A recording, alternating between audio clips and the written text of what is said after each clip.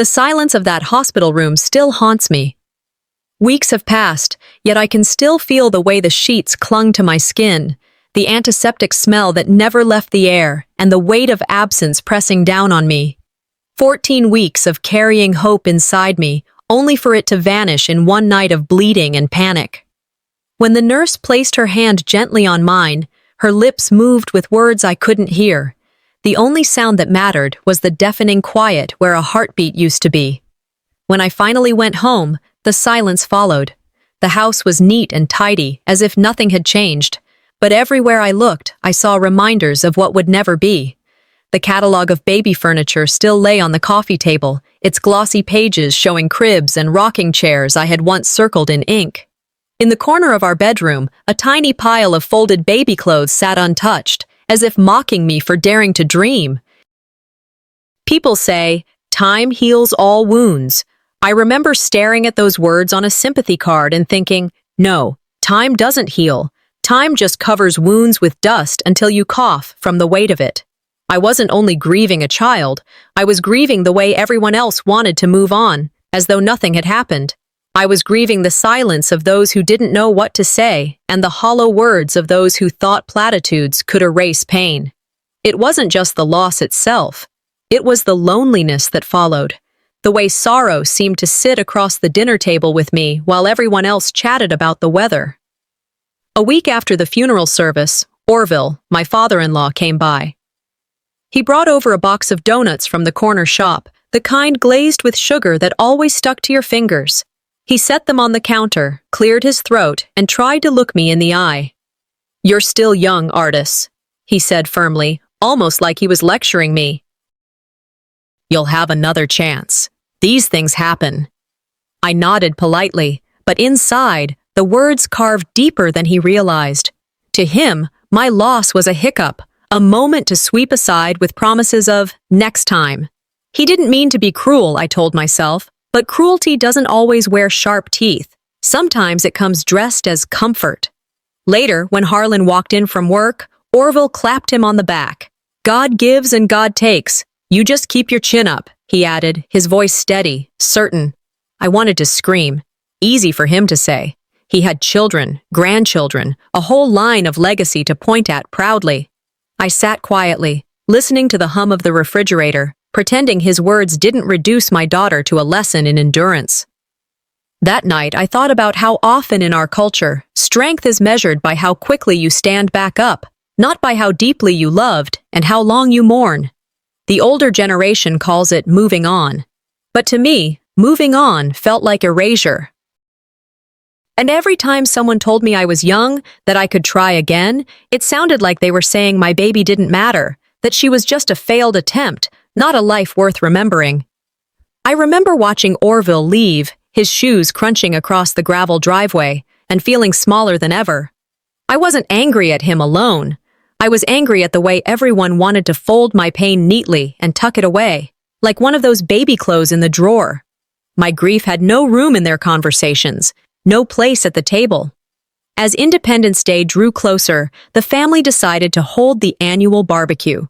It was tradition in Columbus, something they never skipped. Flags lined the porches, neighbors prepared fireworks, and grocery stores filled their aisles with red, white, and blue paper plates. The thought of standing in the yard, pretending to celebrate freedom while I felt imprisoned in sorrow, made my stomach twist. I tried to tell Harlan I didn't want to go. We were in the kitchen, the smell of his beer mixing with the faint scent of detergent from the laundry. He leaned against the counter, arms crossed, expression tired but insistent. "It'll do you good, Artis," he said. "You've been cooped up in this house. Just smile, have a burger, talk to people. It'll help." I shook my head. "I'm not ready. They don't want to talk about this. They just want me to pretend." He sighed, rubbing his forehead. "That's how families get through things. You don't have to bring it up. Just blend in." Blend in. As though I hadn't already faded into the wallpaper of my own marriage. In the Midwest, gatherings are about appearances, everyone laughing, telling stories, grilling hot dogs under the stars. Pain is kept private, hidden behind closed doors. Small talk about sports and weather acts as a bandage over the bleeding parts no one wants to acknowledge. I stood at the window that night, watching neighbors light sparklers with their children. Their laughter drifted through the air, sharp against my own silence. I wondered if they knew how easy it was for them, how fragile joy feels when you've held it only to lose it. The morning of the barbecue, I debated staying home, locking the door, and letting them all talk about me behind my back. I could imagine Valora's smug expression, the way she'd whisper that I was too fragile to handle being around family. But if I showed up, I'd be forced to smile, to stand there while everyone looked at me like a porcelain doll that had already cracked. My heart felt like it was splitting in two directions. Go, and I'd be humiliated. Stay, and I'd be labeled weak. It was a choice between two kinds of erasure. I remembered something Elie Wiesel once said. What hurts the victim most is not the cruelty of the oppressor, but the silence of the bystander. That line echoed in my chest as I sat at the edge of my bed, holding the little shoes I'd bought weeks before. I realized I had been waiting for someone to defend me, to speak for me, but maybe I would have to speak in a way they wouldn't expect. As I looked at myself in the mirror, my face pale but my eyes sharper than I'd seen in weeks, I felt something stir. Grief hadn't vanished, it never would, but under it, something steadier pulsed, resolve. I told myself, they think silence means surrender. But my silence will not be weakness, it will be my strength. That thought carried me through the morning as I dressed in a plain sundress, one that didn't hug my still soft belly, but didn't hide me either. I wanted them to see the truth, I was not erased.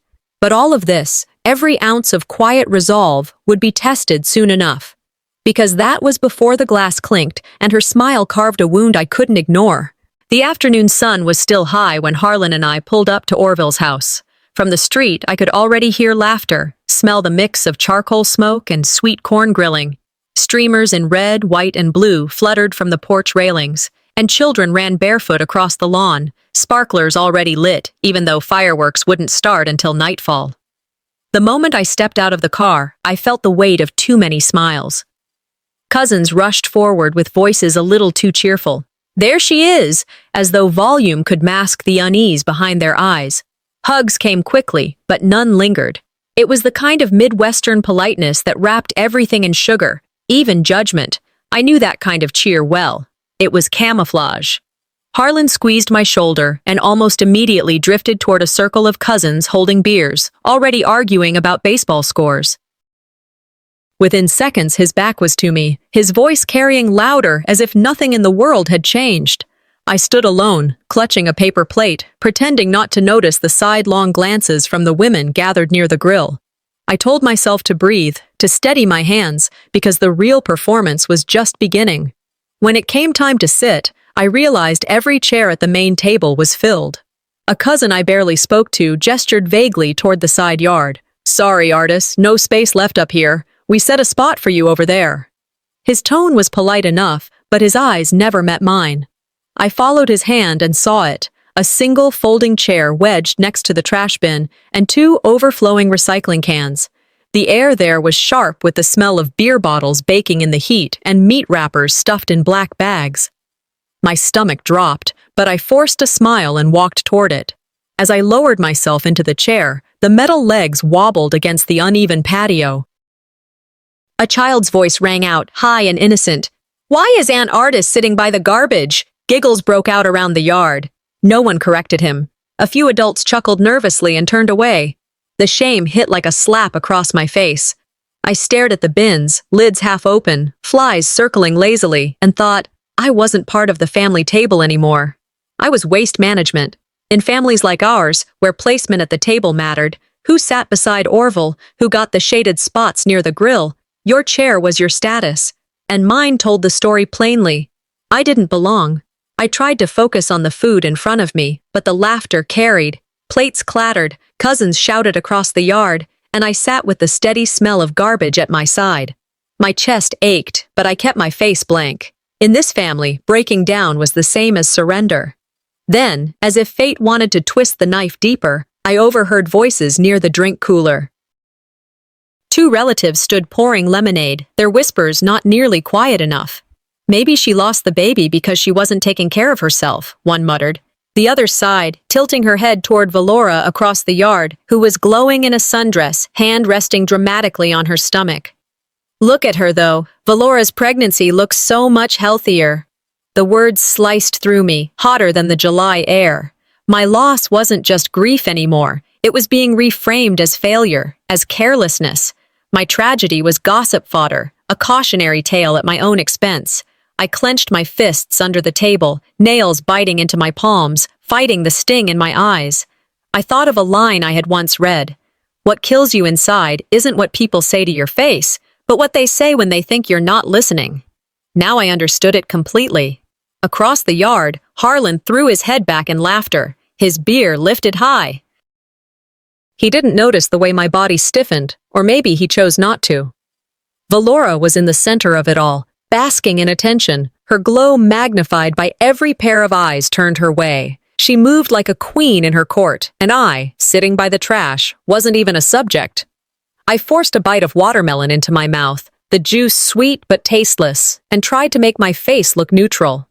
Inside, though, the realization burned. In this family, silence was never neutral. It was a vote, and by their silence, every last one of them had voted me out. I watched Valora raise her glass, her smile wide as she scanned the crowd. Then, across the rim, her gaze found mine. Our eyes locked for a moment too long, and she smiled again, slow, deliberate, like she already knew she'd won. The clinking of glasses grew louder as Valora stood, her smile painted bright under the fading sunlight. I sat stiffly in my chair near the bins, trying to make myself smaller, but every sound carried straight to me.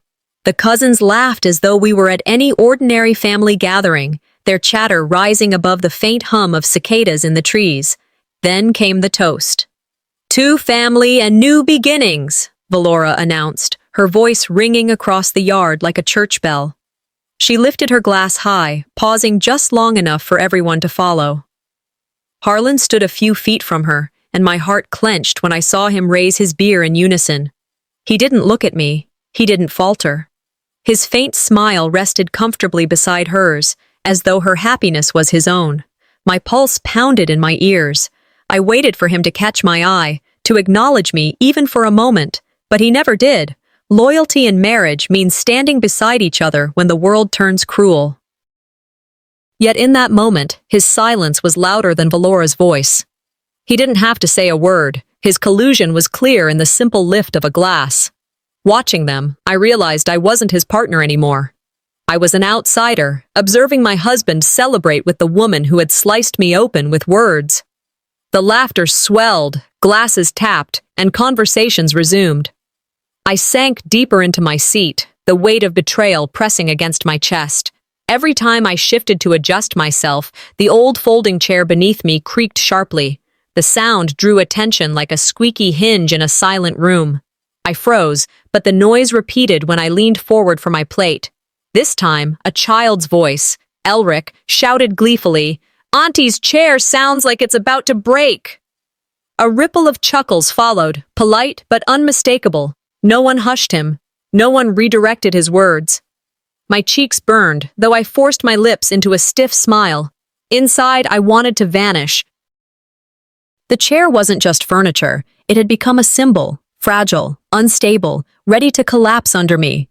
And maybe that was exactly how they saw me, a cracked structure not worth repairing. In American families, where you sit often reveals your standing. Tonight, I sat in a seat that screamed I no longer belonged. I folded my napkin carefully, pretending to wipe my hands just to keep them from shaking. My thoughts whispered, "They set me in a chair meant to fail. They've already decided my worth."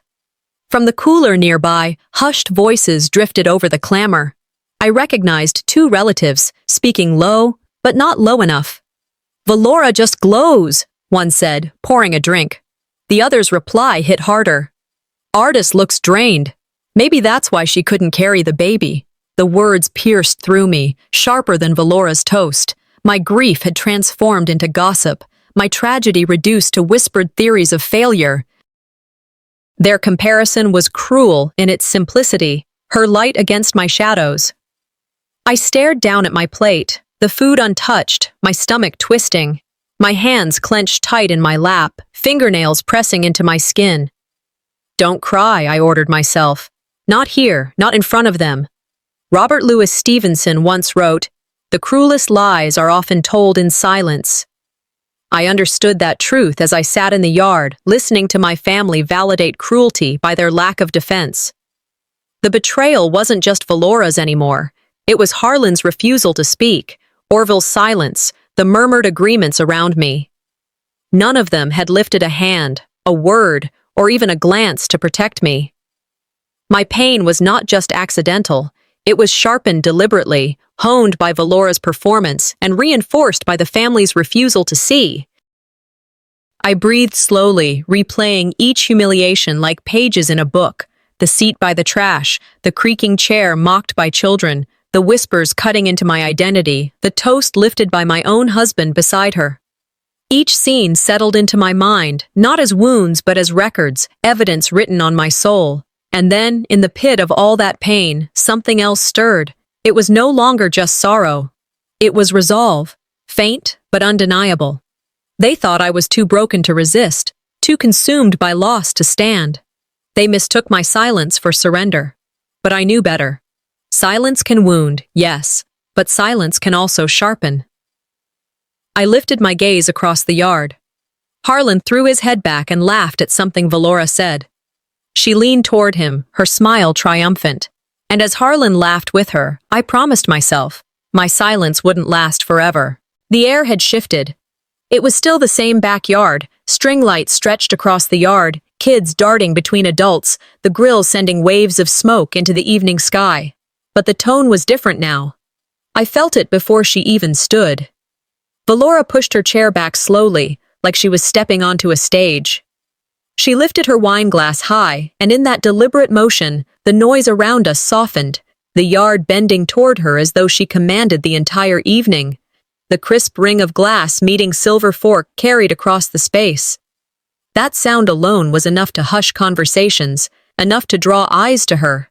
I stayed seated near the bins, half-shadowed, yet when she spoke, I felt her gaze carve through the crowd until it found me. "To family and blessings," she declared, her voice warm, sweet, the kind of tone that could make strangers smile. Everyone clapped politely. Heads nodded. A cousin muttered, "Well said," before taking another sip of beer. But I heard the venom laced beneath the sugar. I knew every word wasn't just about her joy, but about my loss. Sitting there, surrounded by the smell of trash and the sound of polite applause, I whispered in my head, "Her toast isn't to life, it's to my absence. No one else saw it. Or if they did, they chose not to." She continued, her words carefully chosen to sound harmless. "Some of us are just meant to bring new life." Her smile widened, her hand resting on her stomach in an exaggerated gesture. A murmur of approval rolled through the tables. Someone even clinked a glass in support. My throat tightened. Those words weren't accidental. They were designed to pierce. She might as well have stood in front of everyone and said, "I can do what she couldn't." I searched faces around me for even a flicker of defense. Harlan shifted uncomfortably, his beer in hand, but his lips never opened. His silence pressed heavier than any insult Valora could deliver. When your own husband doesn't stand between you and cruelty, it's not just betrayal, it's abandonment disguised as neutrality. Inside, my chest burned. Outwardly, I sat still, because in this family, showing the wound only made the knives sharper. I kept my hands steady on my lap while the words replayed again and again, as if they had been etched into me. Words can sound like honey and sting like acid. Around me, guests continued smiling, choosing to pretend it was just a sweet remark. That was the cruelty of it. The laughter, the nods, the empty cheer. Their silence didn't just enable her, it crowned her. When the toast ended, glasses raised and drained, the chatter resumed. Valora glided past the tables, pausing at my side. She leaned slightly, her perfume brushing against me, her lips curling into what others might think was kindness. She bent down, close enough for only me to hear. "It's all about timing, sweetie." The words were soft, delivered with syrup, but the blade underneath was unmistakable. My chest tightened so sharply I thought I might collapse. She wanted me to break in public, to shatter in front of everyone so she could stand taller in the ruins. I froze, my hands gripping the edge of my chair so hard I felt the metal bite into my skin. My face didn't move, but inside, the fury built like a storm. She straightened, smiling as though she had just offered encouragement, then walked back to the center of the yard, her glow intact. A child ran by laughing, the moment swallowed by the noise, unnoticed by others. But I carried it, private and searing. That fake sweetness infuriated me more than any direct insult ever could, because it was cloaked, hidden, calculated. She had chosen words designed to be invisible to everyone else, but deadly to me. I clenched my fists, nails digging into my palms, holding myself still. If she thought this was victory, if she thought my silence meant defeat, she hadn't yet understood what silence could hold. Maya Angelou once said, "When someone shows you who they are, believe them the first time." I had ignored the smaller cuts before, excused them as misunderstandings, told myself I was being too sensitive. But tonight, her mask slipped far enough for me to see her clearly. This wasn't petty rivalry or a careless slip of the tongue. It was a campaign, deliberate, sharpened, relentless. If I didn't draw a line, she would grind me into dust until no one remembered I had ever stood. I swallowed the anger, forced it deeper, because this wasn't the moment. Not yet. Fury, I realized, was fuel, and I would need it when the time came. Her glass sparkled in the sunlight, but all I saw was the reflection of a blade, and I knew it was aimed at me. Valora wasn't finished. The air had barely settled after her last toast when she raised her glass again, the crowd leaning in as though she had been ordained to deliver the evening's benediction. Sunlight caught the rim of her wine glass, turning it into a beacon. She basked in the attention, smiling like she owned the night. Then she said it. "At least we're expecting." The words landed like a gunshot in my chest. A ripple of polite laughter moved through the tables. A few claps even rang out, people mistaking it for a cheerful announcement rather than the blade it was. The smell of grilled meat and smoke wrapped around me, but all I could taste was bitterness. The laughter, the clinking of glasses, the easy way the crowd embraced her words, all of it pressed me further into that seat by the trash. I heard her words echo, louder than the boom of any firework waiting for the night sky. She hadn't just celebrated her pregnancy. She had announced my failure, my absence, the void she knew still hollowed me. Cruelty is never accidental. It is rehearsed. That line ran through my mind because this wasn't a slip of the tongue. This was precision, her timing perfect, her tone laced with saccharine charm that the others mistook for sweetness. But I knew. I felt every sharpened edge. I looked around the yard, desperate for someone, anyone, to push back. Surely one person would see through it, would recognize the dagger behind her toast. My eyes first found Harlan. He was standing only a few feet away, beer in hand. But he didn't look at me. He took a long sip, eyes fixed on the lawn, pretending to study the kids chasing fireflies. My chest tightened. Then Orville. His chair angled slightly away, his head bowed as if he hadn't heard. The man who always had something to say about politics, about money, about who won the county fair, suddenly had nothing to say at all. I glanced to others, cousins who had once borrowed money from me, women I'd helped with baby showers, even Darren, Valora's husband, who knew what it felt like to be humiliated. None of them looked up. Some busied themselves with paper plates, others bent down to cut meat for children. Not one word, not one gesture in my direction. It was in that silence that the truth crystallized. Silence wasn't neutrality. Silence was complicity. Every single one of them had cast their vote with their quiet, and Harlan's refusal to meet my eyes, my own husband's refusal, sealed it. Not one person stood for me, not even him. In American families, rejection doesn't always come with harsh words or slammed doors. Sometimes the cruelest rejection is when people act as if you've already been erased, as though your chair is empty even while you sit in it. My throat felt raw, though I hadn't spoken. I thought of the hospital, of that night when I lost my baby. I had lain in the bed, watching the clock tick past midnight, the room echoing with nothing but the hum of fluorescent lights. I had told myself then that the loneliness was temporary, that at least when I went home, I'd be surrounded by people who loved me. But here I was, sitting in a yard full of family, and the loneliness was sharper than ever. They've buried me twice, I thought. Once with my baby, once with their silence. A wave of anger surged through me. I gripped my glass so tightly my knuckles turned white, half afraid it would shatter in my hands. For a moment, I imagined standing, raising it high and saying what none of them wanted to hear. I pictured their faces if I spoke the truth aloud, but I stayed seated, my silence steady, because I knew something they didn't. Silence, in the right hands, could be more dangerous than words. If silence could erase me, then silence would also become my weapon. I held my breath, letting the fury settle into something denser, something I could carry. Valora laughed again, her hand resting dramatically on her stomach as the crowd cooed in admiration.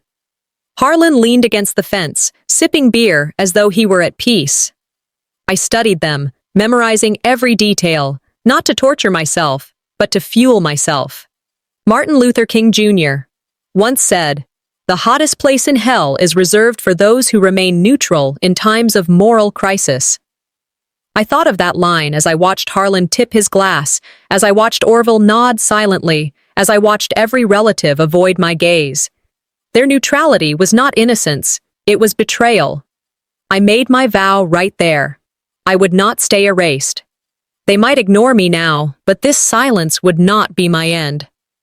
I looked down into my glass and let the thoughts settle like a stone in water.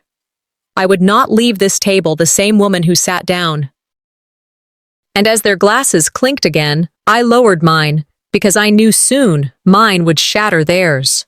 The sound of their laughter floated behind me as I quietly pushed my chair back. No one stopped me, no one asked where I was going. Maybe they didn't care, or maybe they assumed I was off to collect myself and return when my face looked neutral again. I walked slowly toward the side yard, away from the main table, past the string lights swaying in the humid air. Smoke from the grill clung to my dress like a fog I couldn't shake, blurring the truth they refused to see. The further I moved, the clearer the sounds became. Cicadas droning in the trees, the distant thud of someone testing fireworks early in the neighborhood, the hum of the July evening settling heavy on my shoulders.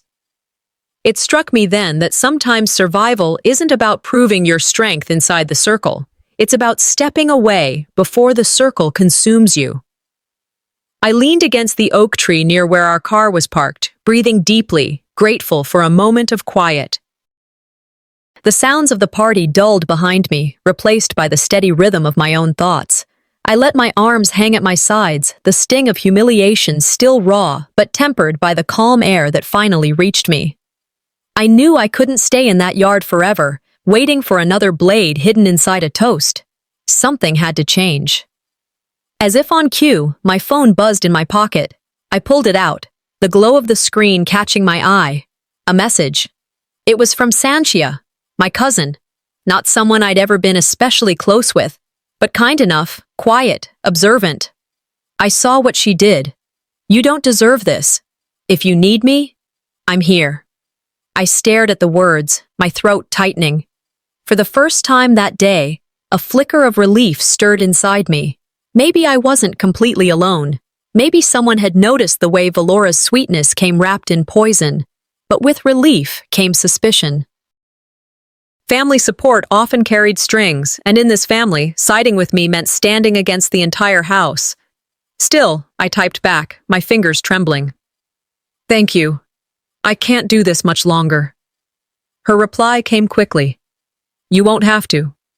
Trust yourself. They'll see soon." I read the words over and over, holding the phone as though it were a lifeline. In a house of silence, one whisper of truth can feel like thunder. That thought rang loud in my head. I looked up at the fading sky, stars not yet visible, and felt a tiny thread of hope weave its way through the anger inside me. I wasn't erased completely, not yet. But hope wasn't enough. I needed more than comfort. I needed proof. I walked toward our car parked under the oak, the crunch of gravel beneath my sandals steadying me. My hands moved automatically as I opened the glove compartment and pulled out the old phone I had hidden weeks ago, the one that held the file. My pulse quickened. But it wasn't fear. It was anticipation. My fingers shook slightly as I scrolled, then pressed play. Valora's voice filled the quiet of the car, sharp, smug, undeniable.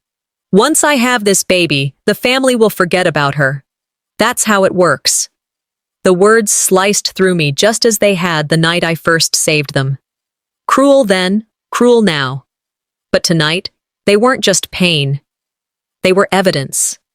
I closed my eyes, letting her words replay again. The truth was recorded in her own voice.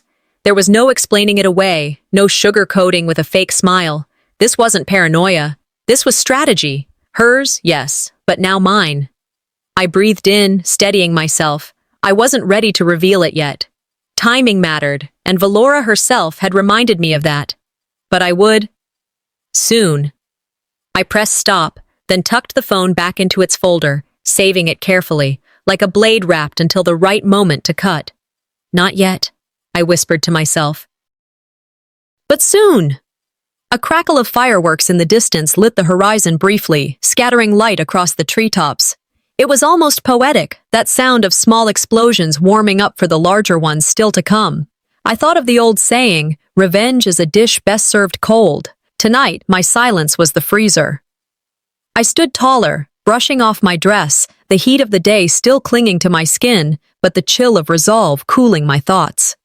My silence was temporary. My evidence was undeniable. As I turned back toward the yard, hearing their laughter float through the summer air, I pressed play again, listening to her words echo in the dark. Because the next time they heard this voice, it wouldn't be in secret. When I walked back into the yard, the sound of chatter met me like static. Too loud, too forced, too practiced. The air was thick with the smell of charcoal and sweet corn, but it couldn't mask the bitterness that lingered on my tongue.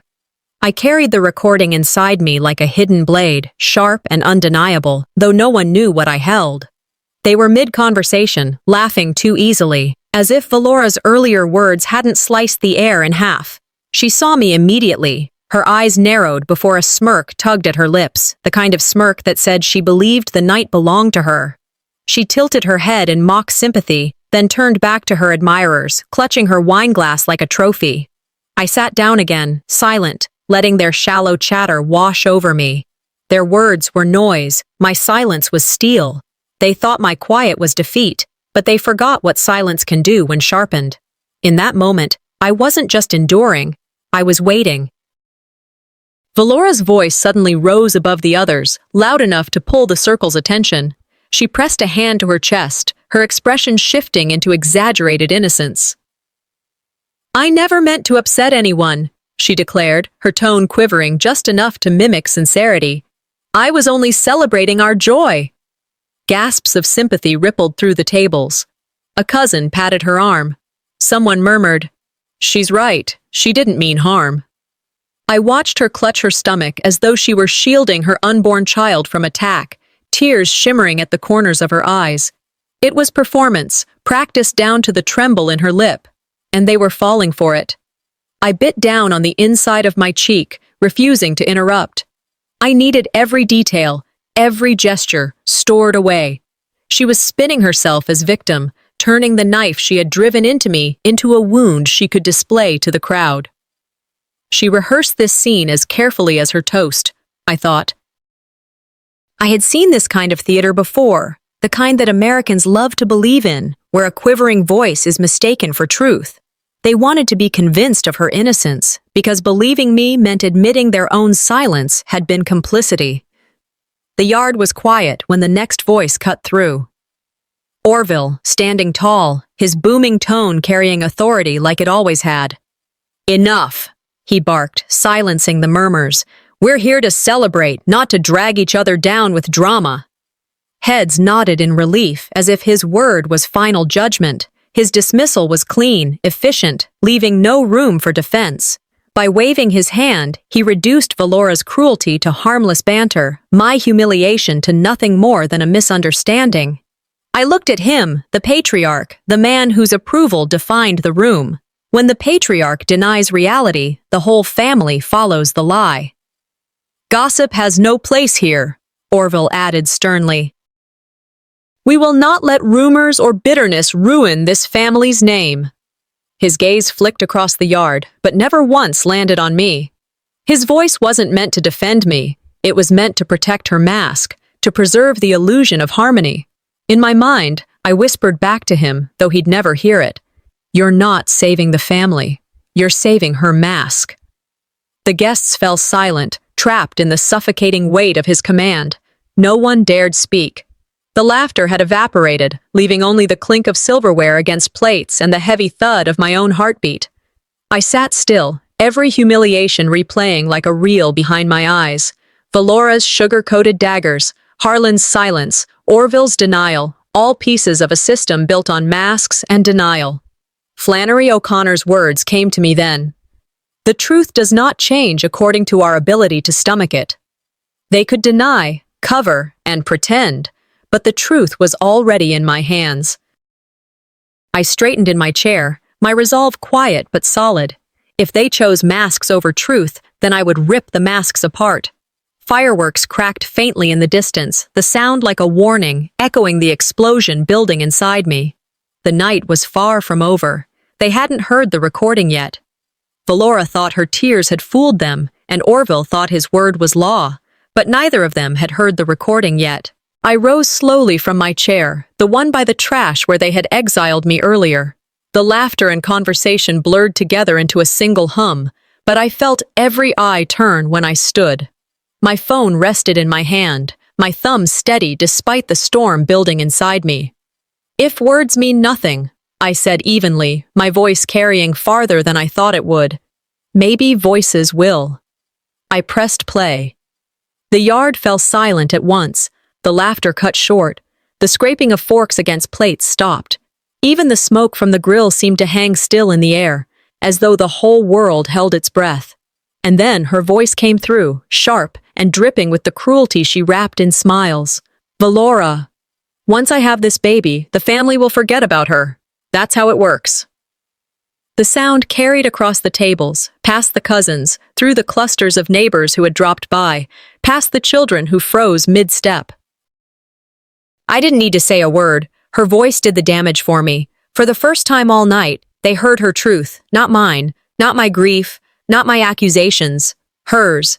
In American families, people talk about receipts. They say evidence ends denial. Here, I had it. There was no explaining away a recording. Gasps rippled across the tables. A cousin whispered, "Oh my God."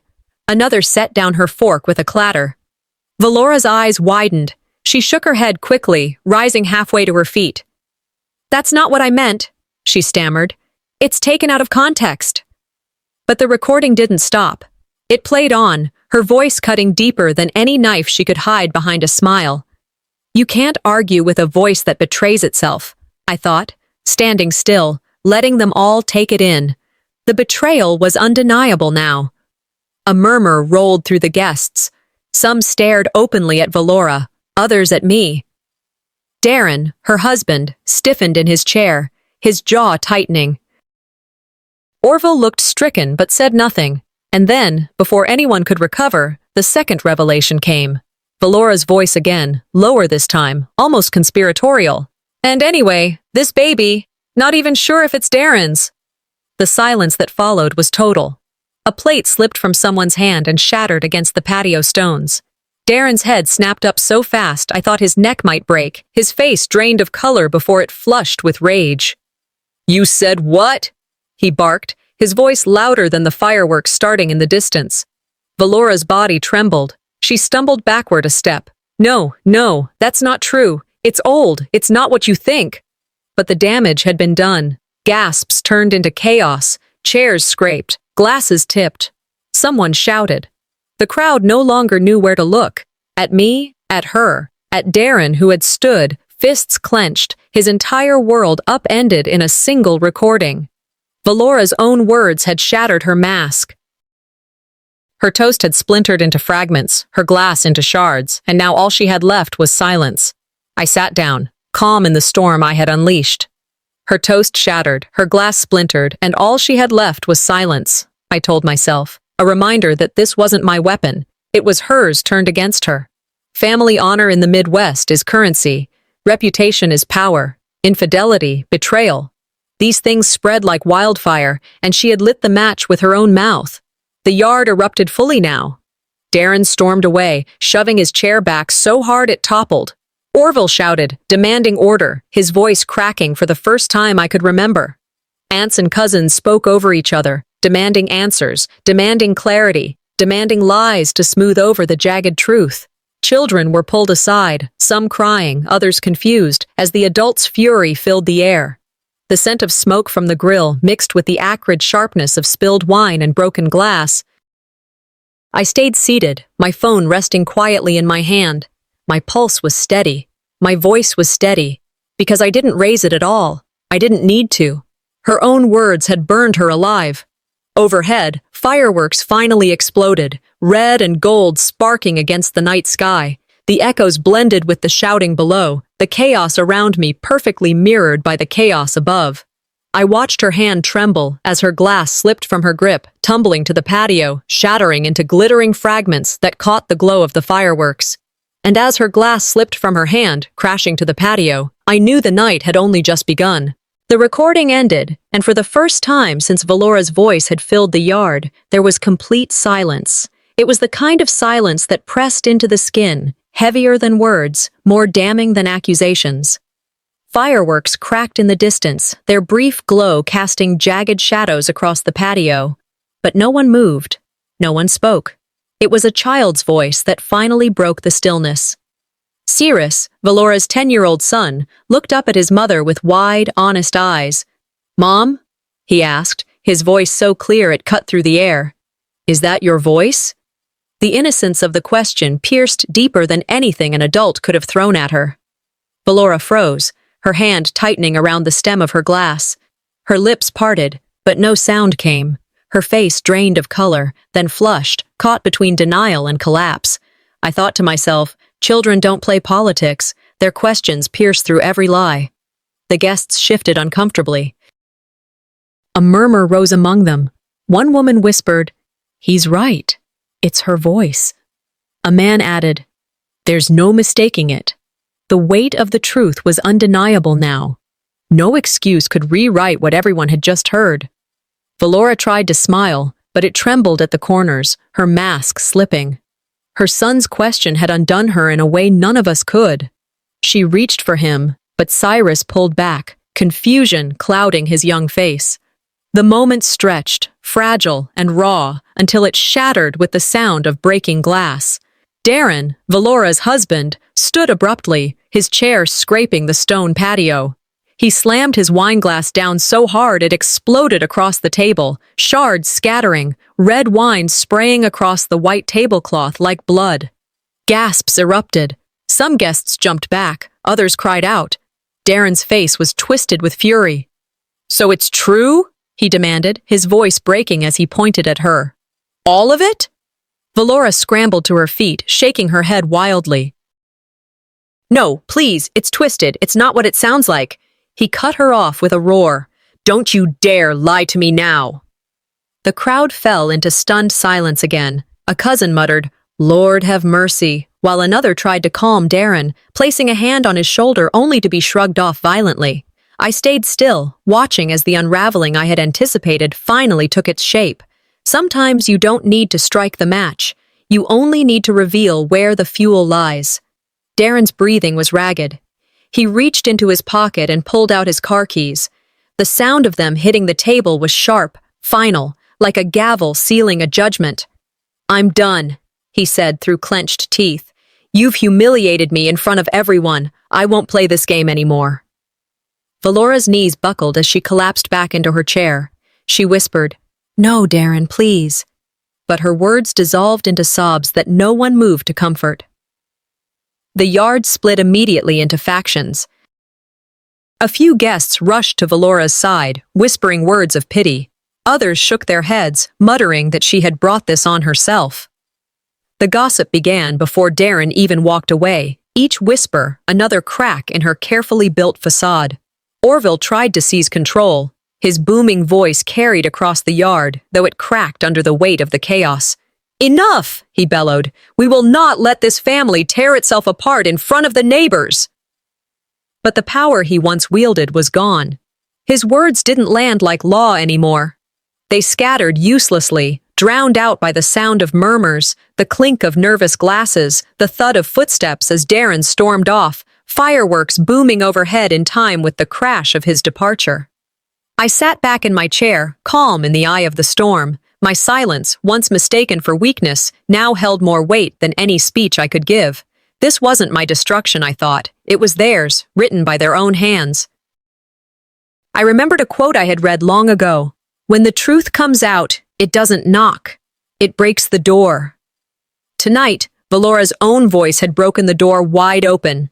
She sobbed into her hands, shoulders shaking. Orville tried again to raise his voice, but no one was listening anymore. Guests began to scatter, hushed whispers trailing them as they left the yard. Some shook their heads, some avoided my eyes, but none of them dared approach me. I rose slowly, stepping back toward the edge of the yard. No one followed. I didn't need to speak. My silence was the only statement I needed now. And as the fireworks painted the sky red, I realized this family's show had only just begun to burn. The yard was still vibrating from Darren's exit, his footsteps pounding down the driveway like drums of war. Valora sat collapsed in her chair, sobs shaking her shoulders, her friends torn between comforting her and keeping their distance from the spectacle. Fireworks cracked louder overhead, but the light did little to disguise the darkness that had swallowed the family. Orville stood, red-faced, his chest heaving as if the weight of decades of patriarchal control could somehow restore order. Enough, he barked, voice booming across the chaos. His words once carried finality. Tonight they rang hollow. In his fury, he turned toward the grill. With one sharp motion, he slammed the lid down. The metal clattered, the shock rattling through the yard. A tray of ribs balanced at the side slipped and toppled, grease spilling into the open flames. The fire roared up instantly, sparks shooting into the air, embers scattering across the patio. Guests screamed, leaping back as smoke billowed. A child cried out, pulled swiftly into his mother's arms. Someone shouted for water. In the chaos, I simply stood, watching the flames lick higher, hotter, fed by the grease hidden beneath. It was a mirror of what I had witnessed all night, secrets building until the smallest blow ignited them into an inferno. The house of lies burns first in the backyard, I thought, the words cold and certain. Americans love to talk about barbecues as symbols of family togetherness, of laughter and unity under summer skies. But tonight, this feast had become a funeral pyre. Shouts filled the yard as Valora stumbled toward Darren's abandoned chair, begging him to come back, though he was long gone. Orville cursed at the flames, demanding someone fix what could not be undone. Cousins bickered, accusing one another of gossip, of siding with the wrong person. And then, suddenly, the noise ebbed. The fire hissed as someone doused it with a pitcher of water. Smoke rolled across the patio, heavy and acrid. Wine glasses lay overturned, half-empty plates congealing in the heat, broken glass from Darren's earlier outburst glittering on the stone. The arguing voices faltered. The silence fell heavy. Not peace, defeat. No one looked at me. Every eye avoided mine, though their silence admitted everything. Mahatma Gandhi once said, "Silence becomes cowardice when occasion demands speaking out." I saw cowardice all around me, painted across their bowed heads and clenched jaws. Their neutrality had been betrayal. Their silence now was confession. I leaned back in my chair, watching. Valora hunched forward, her sobs muffled in her palms. Orville paced like a caged animal, barking half-commands no one obeyed. Aunts whispered about leaving early, whispering to their children to collect their things. Neighbors began to slip toward the gate, not wanting to be part of the scandal any longer. Harlan sat slumped by the fence, beer still in hand. He wouldn't meet my eyes. He sipped what was left as though alcohol could drown his shame, though I knew it wouldn't. His silence had spoken louder than any accusation. They thought they buried me in silence. Now silence buries them. Smoke drifted upward, swirling into the night sky, merging with the glitter of fireworks bursting above. Fire below, fire above. The yard was trapped between destruction and celebration, truth and denial. I hadn't raised my voice once, I hadn't cursed or screamed. Yet my silence, and the proof I carried, had dismantled them more effectively than any speech. I felt no joy in the ruin, only the sharp ache of vindication. In the ashes of their feast, I finally found the truth seat at the table. It wasn't the seat by the trash where they had placed me. It was this, the knowledge that their empire of politeness, their kingdom of denial, had collapsed under its own weight. Valora wept. Orville begged for composure. Harlan drank his shame, and the rest scattered. And me? I sat calm amid the ashes, a witness to their undoing. And as the fire died down, so did their laughter, gone for good. 2 weeks passed since that night, but the echoes hadn't faded. Columbus moved at its usual pace, lawns trimmed, mailboxes decorated with flags that still lingered after the 4th. But behind every polite smile, I could feel it, the whisper of what had happened in Orville's backyard. When I returned to work at the elementary school, colleagues asked how my holiday had been. I said, "Quiet." They nodded, and though no one pressed further, I caught their glances when they thought I wasn't looking. At the grocery store, I heard 2 women in the next aisle. "Did you hear about the barbecue?" one murmured. "Whole family in shambles." Their voices softened when I walked by, but the story had already left the yard and found a life of its own. Small-town scandal never dies. It simmers. At home, life with Harlan had turned into a silent truce. We shared the same house, but not the same world. He watched TV in the den. I read alone in the bedroom. We exchanged logistics. "Did you pay the bill?" "There's leftovers in the fridge." But the words carried no intimacy. Sometimes normal looks the same on the outside, but inside everything has already burned down. That was our house. 4 walls still standing, love long since turned to ash. One humid afternoon, I drove past Valora's street on my way back from the library. The sight caught me off guard. Boxes were stacked on the curb, some taped clumsily, others spilling with clothes and framed photos. Valora was there, dragging another box to the pile. She wore sweatpants and an old t-shirt, her hair limp, her face pale. Her husband was nowhere to be seen, though the front door was cracked just enough to show he was inside. He didn't help. He didn't even step out. Neighbors lined their porches, pretending to water plants or fetch mail, but their eyes never left her. I slowed the car, unable to look away. She looked smaller that day, not from weight loss, but from shame. The glow she had carried at the barbecue, the triumphant tilt of her chin, was gone. In its place was a woman diminished, folding her pride into cardboard boxes for the whole street to see. I didn't feel triumph, only a heavy acknowledgement of truth. The sight was enough, no words needed. Boxes became her confession. Elbert Hubbard once said, "We are punished by our sins, not for them." That line circled in my mind as I watched Valora struggle with the weight of her belongings. Her downfall hadn't been my doing. She had scripted her own collapse, her lies feeding the fire until it consumed her. Neighbors exchanged whispers. One elderly man waved at me knowingly as I drove past, his nod carrying quiet recognition. They had heard her voice too. Vindication doesn't always roar. Sometimes it whispers through cardboard boxes on a front lawn. Back home, I set my keys on the counter and sat at the kitchen table. The house was still, Harlan somewhere in the back. I thought about the future, about whether I could continue this life tethered to his silence. The answer grew clearer with every day. I began looking at my bank statements differently, making mental notes about what was mine and what I'd need to separate. I thought about therapy, about reclaiming pieces of myself I had abandoned. I didn't know the exact path, but I felt stronger, less erased. Watching Valora leave her house that day had not left me empty. It had given me space. Space I could finally fill with my own choices. As I saw her drive away, car weighed down with boxes of her past, I realized I wasn't just watching her leave. I was preparing to leave too. The late summer air was heavy with cicadas as I turned onto Orville's street. The quiet felt strange, almost funereal, so far removed from the chaos that had erupted weeks earlier. The yards were manicured, flags still hanging limp from porches, neighbors watering their lawns as if everything had returned to normal. But nothing was normal. Not for them, not for me. I pulled into the drive slowly, headlights washing across the same backyard where words had burned hotter than the fireworks. The smell of charred meat still seemed to cling to the air, though it might have been only memory. On the passenger seat beside me sat a small shoebox, plain and worn. Inside, tucked carefully in tissue paper, were the tiny baby shoes I had bought when I was still daring to hope. I had held on to them through the hospital, through the silence that followed, through the ridicule and betrayal. Tonight, they weren't just shoes. They were my weapon, my proof, my mark. Closure doesn't come when they apologize. It comes when you stop needing them to.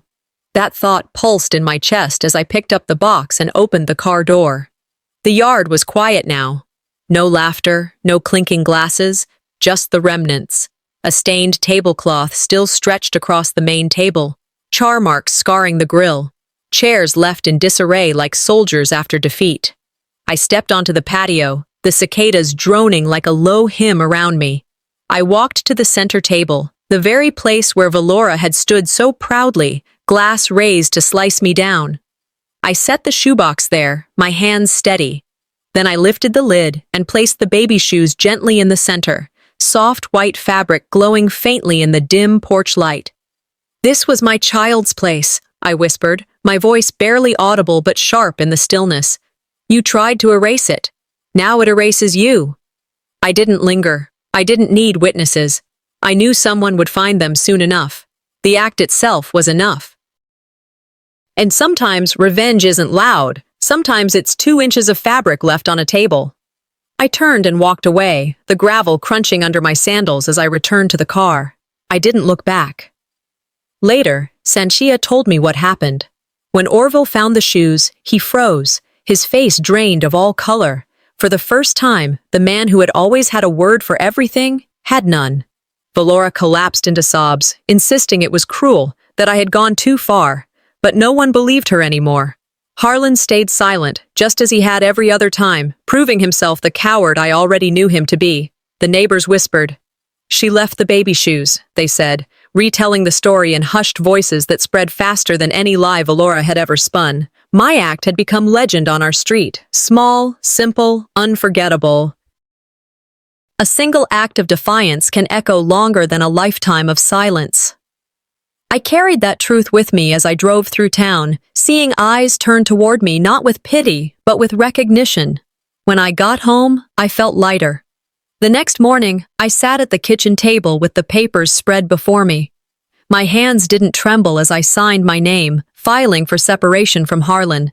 The decision was final. Humiliation had turned into strength. Silence had become proof. Grief had sharpened into resolve.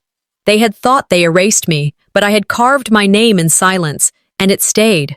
As I shut the door behind me that night, the echoes of the cicadas still humming in the air, I realized something profound. I wasn't leaving them. I was finally arriving at myself.